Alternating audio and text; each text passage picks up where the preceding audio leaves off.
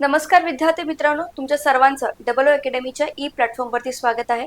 तर आजच्या व्हिडिओमध्ये आपण बघणार आहोत की आरोग्य विभाग भरती LSO that is lab scientific officer, lab technician आणि लॅब असिस्टंट या एक्झामसाठी जाहिरात कधी येणार।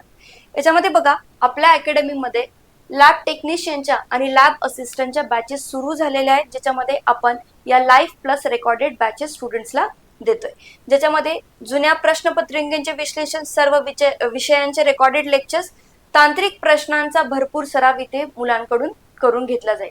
जे काही बुक्स आहेत, टेस्ट सिरीज, ई बुक्स, ह्या सर्व स्टुडंट्सला मोफत मिळतील। तुम्ही तुमच्या सुविधेनुसार या लेक्चर्सला रेकॉर्ड करून सुद्धा बघू शकता।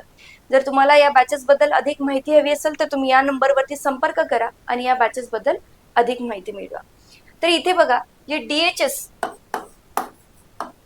आरोग्य विभागाची जी रिक्त जागांची नोटीस आलेली आहे, ज्याच्यामध्ये तुम्ही बघितलंय lab scientific officer, circle lab scientific officer साठी किती पद आहेत? 89।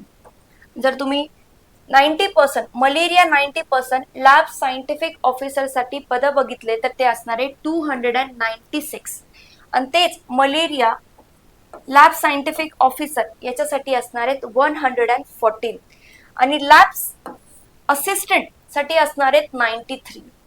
ओके, तर बघा, तर याच्यामध्ये या एक्झामसाठी जर तुमची एलिजिबिलिटी असेल तर तुमच्याकडे ही खूप चांगली संधी आहे, ज्याच्यामध्ये तुम्ही या परीक्षे थ्रू एक गव्हर्नमेंट सर्व्हिसमध्ये एंटर करू शकता। जर लॅब टेक्निशियन आणि लॅब सायंटिफिक ऑफिसरची जर तुम्ही एलिजिबिलिटी बघितली, यांची सेम एलिजिबिलिटी आहे, ज्याच्यामध्ये तुमच्याकडे एखादं BSc in microbiology, zoology, botany किंवा केमिस्ट्री जरी झालेला असेल तरी चालेल, पण इथे इम्पॉर्टंट आहे तुमच्याकडे DMLT असणं। ओके, जर हे झालेलं असेल तर तुम्ही दोन्ही एक्झामसाठी अप्लाय करू शकता।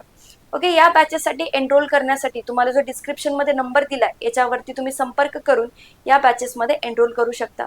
या चॅनलवरती नवीन असाल तर सबस्क्राईब करा, व्हिडिओ आवडला असेल तर लाईक करा। थँक्यू।